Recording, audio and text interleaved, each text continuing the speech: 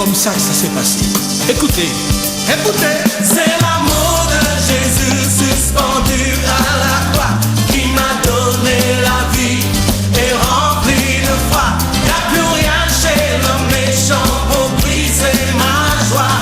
C'est l'esprit de Jésus qui m'a mis sur la... Bonjour à toutes et à tous, au nom de notre Seigneur Jésus-Christ de Nazareth. Que la paix de Dieu qui surpasse toute intelligence garde nos cœurs et nos pensées en Jésus-Christ. Bonjour à la Martinique, bonjour à la Guadeloupe, bonjour à la Guyane française, et que la gloire de Dieu inonde le cœur de chacun par sa parole puissante. Je prie mon Dieu en ce matin pour qu'il puisse encore nous accorder la sagesse et l'intelligence de bien comprendre sa parole. Père éternel, toi le Dieu tout-puissant, toi le Dieu de gloire, je recommande à ta bienveillance cette émission, Seigneur, mon Dieu, par laquelle tu me donnes de porter ta parole. Accorde-moi la sagesse et l'intelligence. Accorde-moi, Seigneur, l'humilité pour que cette parole puisse encore être annoncée, Seigneur, et qu'elle puisse faire son œuvre dans le cœur de chacun. Je te remercie, Père Saint, pour l'assistance de ton Esprit. Seigneur, mon Dieu, car c'est toi qui fais toutes choses à merveille. Sois béni et sois glorifié dans le nom puissant et merveilleux de notre Seigneur Jésus-Christ, ton Fils. Amen. Dieu donc soit béni pour sa parole. Je ferai lecture dans le livre du prophète Jérémie, le chapitre 17, et je lirai à partir du verset 5. Le livre du prophète Jérémie, chapitre 17, à partir du verset 5. Il est dit ceci: « Ainsi parle l'Éternel.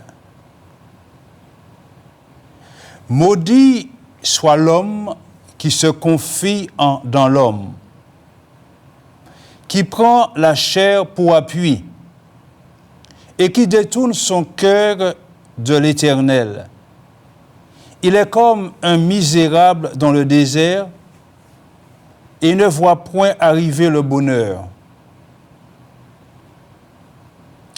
Il habite les lieux brûlés du désert, une terre salée et sans habitants. Béni soit l'homme qui se confie dans l'Éternel et dont l'Éternel est l'espérance. Il est comme un arbre planté près des eaux et qui étend ses racines vers le courant. Il n'aperçoit point la chaleur quand elle vient et son feuillage reste vert. Dans l'année de la sécheresse, il n'a point de crainte et il ne cesse de porter du fruit. Amen. Voilà, dans ce passage, dans ces quelques versets, nous est présenté deux choses: la malédiction et la bénédiction, puisque le prophète dit de la part de Dieu: « Maudit soit l'homme qui se confie dans l'homme. » Et il dit également: « Béni soit l'homme qui se confie dans l'Éternel. » Il n'y a pas seulement le fait de se confier, soit dans l'homme ou soit dans l'Éternel, mais il y a aussi l'image qui en ressort pour chacun, aussi bien pour celui qui se confie dans l'homme que pour celui qui se confie dans l'Éternel. Et celui qui se confie dans l'homme, qui prend la chair pour appui et qui détourne son cœur de l'Éternel, la parole de Dieu dit qu'il est comme un misérable dans le désert. Il ne voit point arriver le bonheur. Il habite les lieux brûlés du désert, une terre salée et sans habitants. Quelle image, une image terrible, comme quelqu'un qui est délaissé, misérable, qui est dans l'opprobre même, dans le désarroi, dans la détresse. Et puis il y a aussi celui qui se confie dans l'Éternel et dont l'Éternel est l'espérance. Il est comme un arbre planté près des eaux et qui étend ses racines vers le courant. Il n'aperçoit point la chaleur quand elle vient et son feuillage reste vert. Et même quand il n'y a pas de pluie, il est dit dans l'année de la sécheresse, il n'a point de crainte, il ne cesse de porter du fruit. Voilà deux images contraires, deux images opposées. Et certainement, si je posais la question, mais quelle image préférez-vous? Tout le monde dira celle, de l'arbre planté près des eaux, qui étend ses racines vers le courant, qui n'aperçoit point la chaleur du jour quand elle vient, et que le feuillage reste toujours vert. Mais c'est une belle image. Mais il faut comprendre que tout dépend du choix que l'on fait. Est-ce qu'on choisit de se confier en l'Éternel ou est-ce qu'on choisit de se confier dans l'homme? Les deux sont là devant l'homme. Je dirais même que c'est un choix de vie. Mais ce choix de vie a des conséquences heureuses ou malheureuses. Dans le Deutéronome,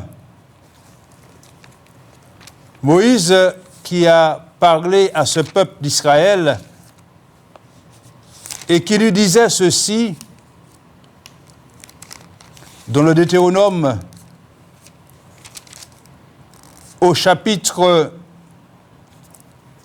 le temps de trouver la bonne référence, le chapitre 30, le Deutéronome, Moïse disait donc à ce peuple, j'en prends au verset 19 du chapitre 30 du Deutéronome, j'en prends aujourd'hui à témoin contre vous, le ciel et la terre. Et il disait de la part de Dieu, j'ai mis devant toi la vie et la mort, la bénédiction et la malédiction. Et puis, Dieu donne un conseil. Il dit, choisis la vie, afin que tu vives, toi et ta postérité, pour aimer l'Éternel ton Dieu, pour obéir à sa voix, pour t'attacher à lui. Car de cela dépendra ta vie et la prolongation de tes jours. Et c'est ainsi que tu pourras demeurer dans le pays que l'Éternel a juré de donner à tes pères, Abraham, Isaac et Jacob.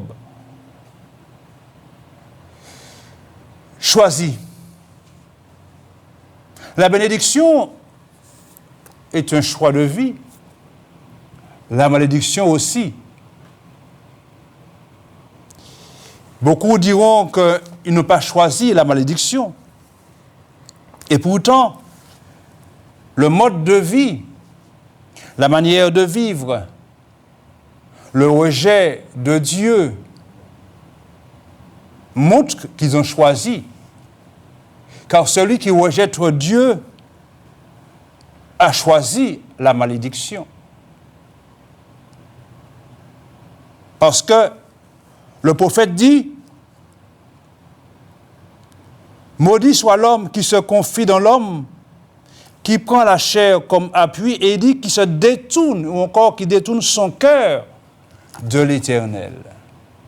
Le fait de se détourner de Dieu,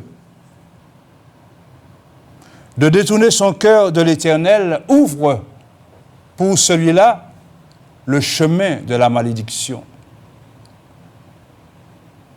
Voilà un mot terrible, malédiction. Personne ne peut penser qu'il est dans la malédiction ou encore qu'il est maudit. Et s'il le dit, il dira plutôt qu'on m'a maudit, encore qu'on m'a jeté un sort par des pratiques obscures. Mais il ne dira certainement pas que c'est un choix. Un choix que l'on fait pour certains de manière délibérée.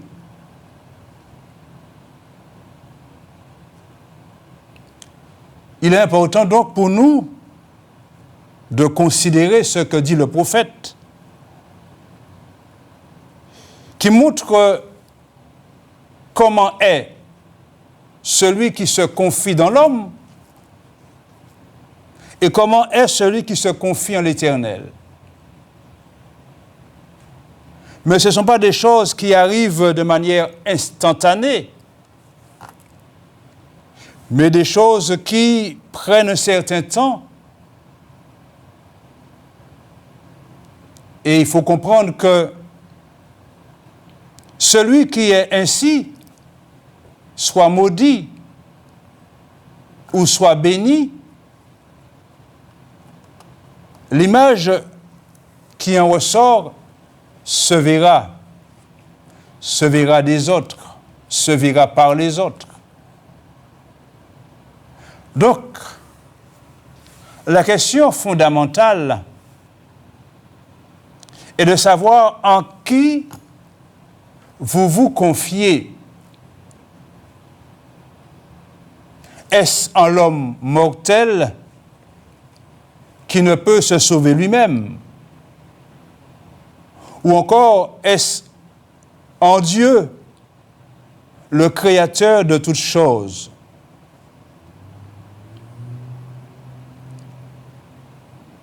Et puis, chacun fait son choix. Mais il faut comprendre que la suite de ce qui sera montrera si c'est un bon choix ou un mauvais choix. Combien de fois le verbe confier ou encore le verbe à la forme pronominale se confier est mentionné dans les Saintes Écritures?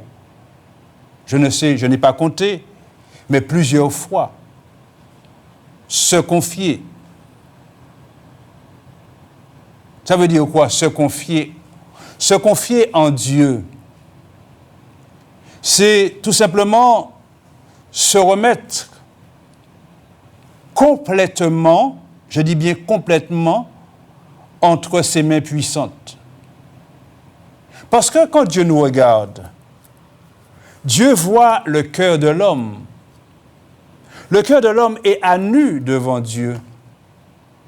Et Dieu sait, puisqu'il sonde les cœurs, il sait si on a confiance en lui ou si on n'a pas confiance.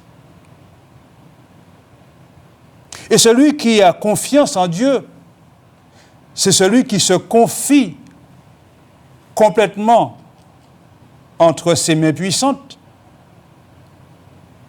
et qui est sûr, par la foi en Dieu, par la foi en Christ, qui est sûr que la délivrance le relèvement, la libération viendra de Dieu.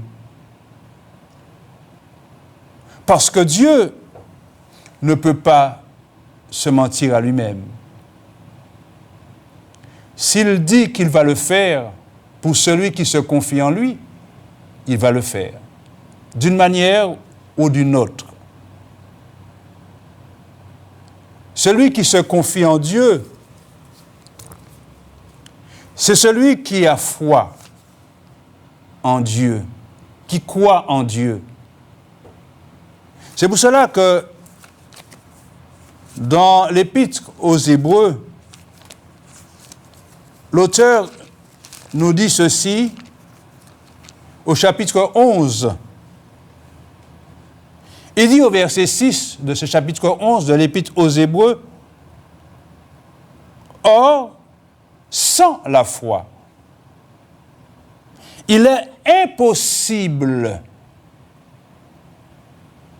de lui être agréable. Il faut que celui qui s'approche de Dieu croit que Dieu existe et qu'il est le rémunérateur de ceux qui le cherchent. Celui qui n'a pas la foi ne peut pas lui être agréable. Il ne se confie pas en Dieu. Parce qu'il faut que celui qui s'approche de Dieu croit qu'il existe. Même s'il n'a pas vu Dieu, mais il croit que Dieu existe, il s'approche de lui. Et en réponse, Dieu va lui donner une démonstration de sa gloire et de sa puissance, parce que l'auteur nous dit qu'il est le rémunérateur de ceux qui le cherchent. Il va leur prouver qu'il existe. Il va leur prouver qu'il est tout-puissant. Il va leur prouver qu'ils ont eu raison d'avoir foi en lui.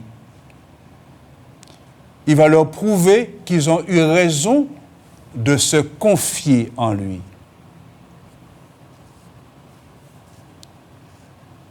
Et c'est pour cela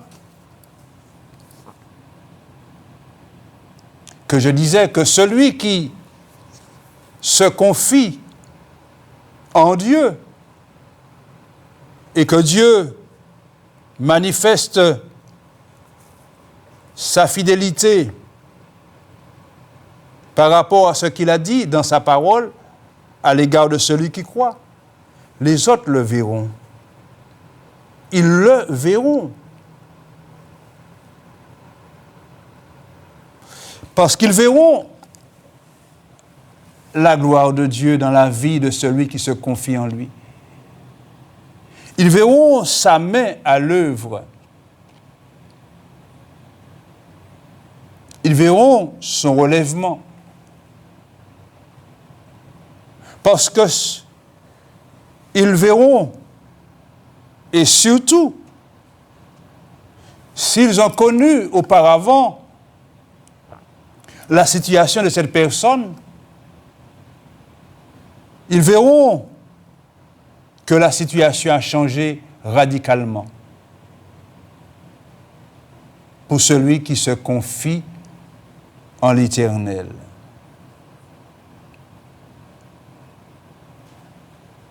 C'est vrai que lorsqu'on considère la malédiction aussi peut être une semence.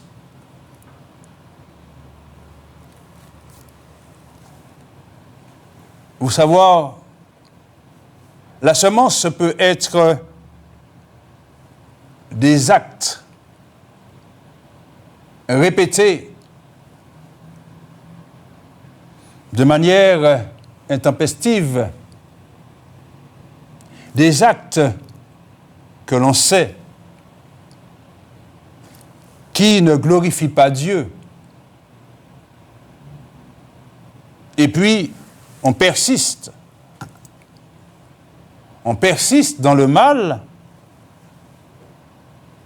et l'on finit par se retrouver dans une situation déplorable parce qu'on a persisté là-dedans. Ça peut être aussi des paroles, parce que les paroles sont aussi des semences. Des paroles qui se répètent. Des semences, parce qu'on ne peut pas récolter autre chose que l'on a semé. On ne peut pas semer des épines et récolter des raisins. Ce n'est pas possible. Celui qui parle à tort et à travers peut se retrouver dans la malédiction.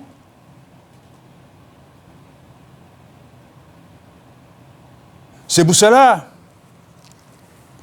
que le sage, dans le livre des Proverbes, dit ceci, dans le chapitre 18, il dit que la mort et la vie sont au pouvoir de la langue. Beaucoup de gens parlent à tort et à travers et passent aussi leur temps à maudire les autres. Moi, là, pour m'envoyer, moi, les venir en chien. Voilà comment beaucoup parlent. Mais ce sont des semences. Et puis demain, quand cette personne, effectivement, se trouve dans une position, dans une vie de chien, excusez-moi l'expression, beaucoup diront c'est Maliophèille, mais en finalité, c'est lui-même qui a semé et qui a récolté. Parce que la mort et la vie sont au pouvoir de la langue. Le sage dit, quiconque l'aime en mangera les fruits.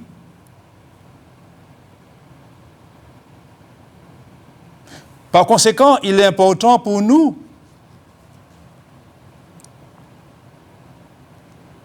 de parler avec sagesse. L'apôtre Pierre disait ceci dans son épître, la première épître. Il disait, dans le chapitre 3, au verset 9, il disait, ne rendez point le mal pour le mal. Ou injure pour injure. Bénissez au contraire. Car c'est à cela que vous avez été appelés, afin d'hériter la bénédiction. Parce que celui qui sème la malédiction récoltera la malédiction. Tandis que celui qui sème la bénédiction récoltera la bénédiction.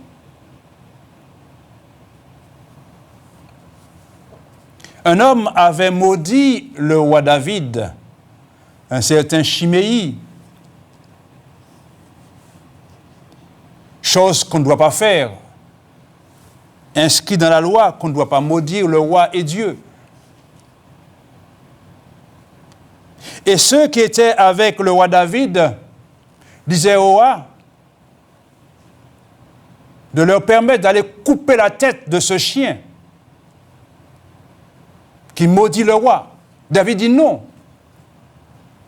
David a dit non. David disait, mais si c'est Dieu qui lui permet de parler ainsi, eh bien qu'il parle ainsi. Parce que David savait très bien que malédiction sans cause n'a pas d'effet. Et on sait comment cet homme a terminé sa vie. Chiméi. Il avait semé la malédiction. Il a récolté la malédiction. La malédiction a plusieurs sources. J'en ai cité quelques-unes. Mais la bénédiction vient de Dieu. Car c'est la bénédiction de Dieu qui enrichit l'homme. Et il ne la fait suivre d'aucun chagrin. Béni soit l'homme, excusez-moi, qui se confie dans l'Éternel et dont l'Éternel est l'espérance.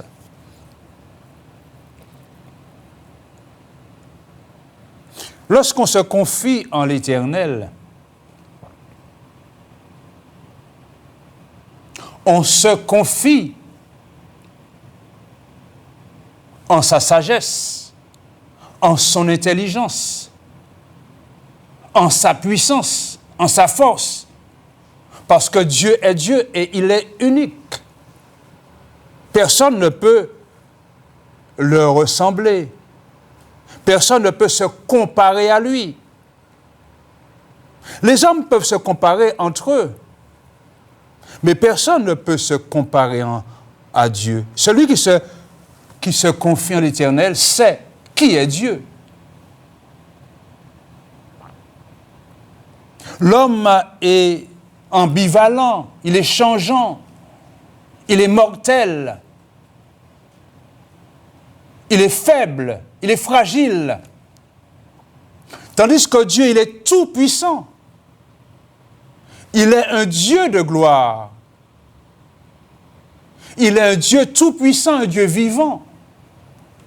Surtout, il est un Dieu de fidélité, car ce que sa bouche a dit, il va le faire, à coup sûr.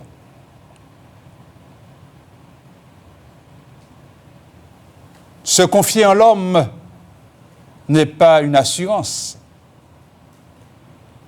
Tandis que celui qui se confie en Dieu, il est sûr, il est convaincu que Dieu ne peut lui faire défaut à aucun moment.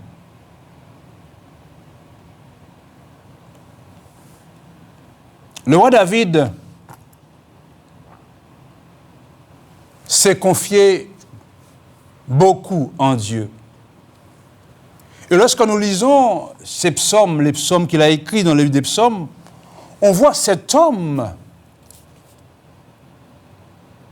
qui n'a pas recherché autre chose que la grâce de son Dieu. Et Dieu le lui a bien rendu. C'est pour cela que lorsque nous lisons quelques psaumes de David, le psaume 56, par exemple, où le roi David disait ceci dans le psaume 56, à partir du verset 10. Il disait, le roi David, « Mes ennemis reculent au jour où je crie. Je sais que Dieu est pour moi. Je me glorifierai en l'Éternel et en sa parole. Je me confie en Dieu. Je ne crains rien. Que peuvent me faire des hommes? » Voilà la question. Mais que peuvent-ils me faire? Puisque Dieu est pour moi, parce que c'est en lui que je me confie. Que peuvent-ils me faire? Voilà le chemin que David a pris, le chemin de la confiance en Dieu.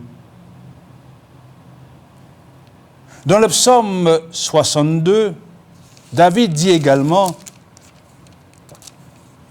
oui, verset 1er ou encore verset 2, oui, c'est en Dieu que mon âme se confie. De lui vient mon salut. Oui, c'est lui qui est mon rocher et mon salut. Ma haute retraite, je ne chancellerai guère. Jusqu'à quand vous jeterez-vous sur un homme? Chercherez-vous tous à l'abattre, comme une muraille qui penche, comme une clôture qu'on renverse? Il conspire pour le précipiter de son poste élevé. Ils prennent plaisir au mensonge. Ils bénissent de leur bouche et ils maudissent dans leur cœur. Oui, mon âme, confie-toi en Dieu, car de lui vient mon espérance. Oui, c'est lui qui est mon rocher et mon salut, ma haute retraite, je ne chancellerai pas. Sur Dieu repose mon salut et ma gloire, le rocher de ma force, mon refuge est en Dieu. Amen. Et il nous adresse, David, le roi David, une recommandation. Il nous dit aujourd'hui, dans ce temps-là, il nous dit à nous, en tout temps, peuple, confiez-vous en lui. Répandez vos cœurs en sa présence. Dieu est notre refuge. Voilà ce que dit le roi David. Il a expérimenté la gloire de Dieu. Il a expérimenté la puissance de Dieu dans sa vie. Et il voudrait nous la faire aussi partager, la puissance de Dieu, en nous donnant ce conseil ô combien judicieux. Il nous dit, en tout temps, peuple, confiez-vous en lui. Ne vous confiez pas dans l'homme. Aujourd'hui, il y a beaucoup de personnes qui pensent qu'ils peuvent faire la même chose que Dieu, venir au secours des humains, de ceux qui sont en détresse, de ceux qui sont désemparés.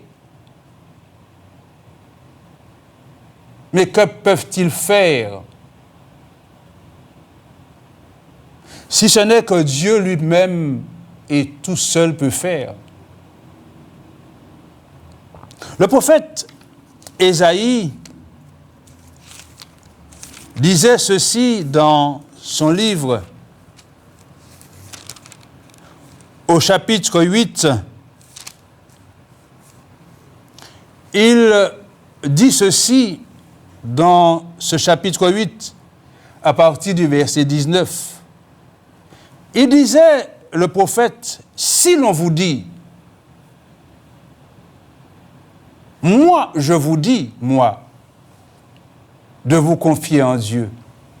Mais il arrivera que l'on vous dise, consultez ceux qui invoquent les morts. Nous sommes là dans l'obscurantisme, dans la magie,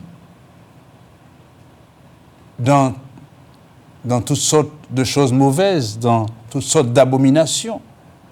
Si l'on vous dit consultez ceux qui invoquent les morts et ceux qui prédisent l'avenir, mais qui connaît l'avenir si ce n'est que Dieu seul, qui pousse des sifflements et des soupirs, eh bien, voilà ce qu'il faut répondre. Un peuple ne consultera-t-il pas son Dieu? S'agissera-t-il aux morts en faveur des vivants?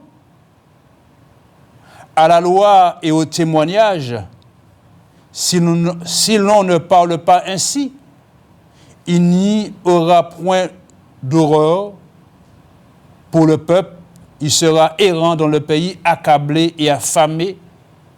Et quand il aura faim, il s'irritera, maudira son roi et son Dieu, et tournera les yeux en haut, puis il regardera vers la terre, et voici, il n'y aura que détresse, obscurité et sombre angoisse, et il sera repoussé dans d'épaisses ténèbres. Voilà ce qui arrive quand on rejette Dieu et quand on se confie dans l'homme. Il est important de suivre l'exemple du roi David, qui disait dans le psaume 118, et qui disait ceci encore, puisque c'est un homme qui a expérimenté la grandeur de son Dieu, parce qu'il a sans cesse, il s'est sans cesse confié en Dieu.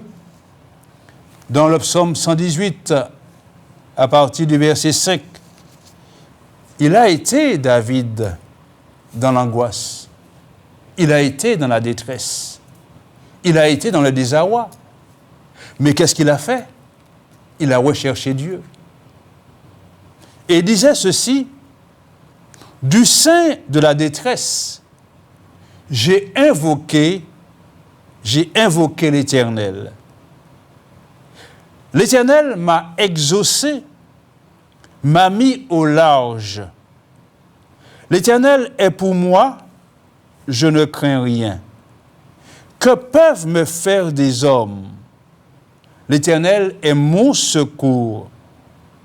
Et je me réjouis à la vue de mes ennemis. » Et voilà ce qu'il dit, David. « Mieux vaut chercher un refuge en l'Éternel que de se confier à l'homme. » Mieux vaut chercher un refuge en l'Éternel que de se confier au grand. Aussi grand que soit un homme, qu'il soit ministre, qu'il soit député, qu'il soit président, Dieu est au-dessus. Et Dieu,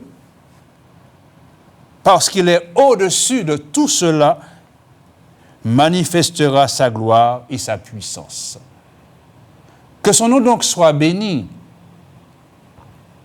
Et je vais prier pour tous ceux qui sont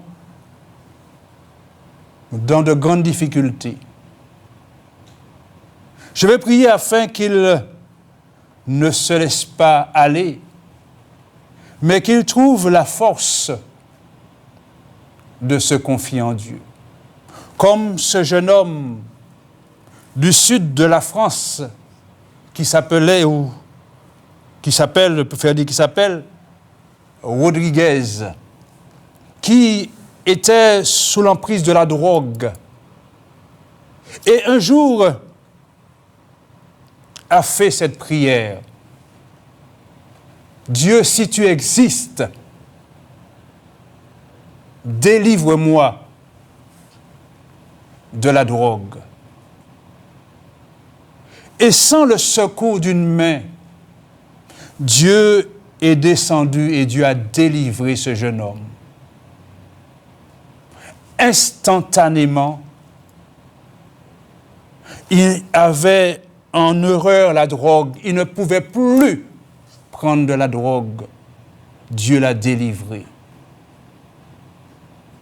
Et ce jeune homme s'est converti à Dieu, à Jésus-Christ. Dieu Tout-Puissant, Dieu de gloire, tu es le Dieu merveilleux qui agit, car tu as agi dans le temps passé.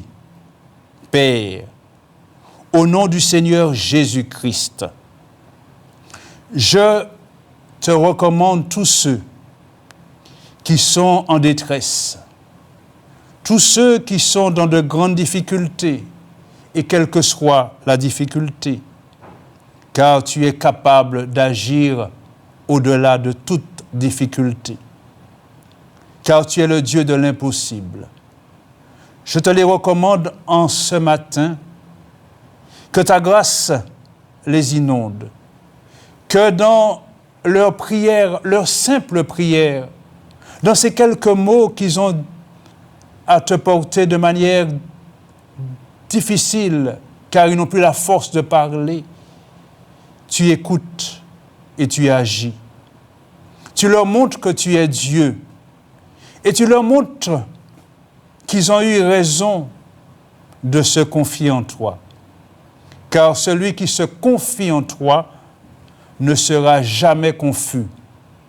Seigneur, que ta grâce inonde le cœur de tous ceux-là qui vont porter devant toi leurs difficultés, leurs problèmes, leurs désarrois. Seigneur, tu agis et tu agiras encore. Je te remercie pour la délivrance que tu vas opérer dans ces vies. Je te bénis, Père, dans le nom de Jésus-Christ, ton Fils. Amen. Soyez bénis au nom du Seigneur Jésus. Amen.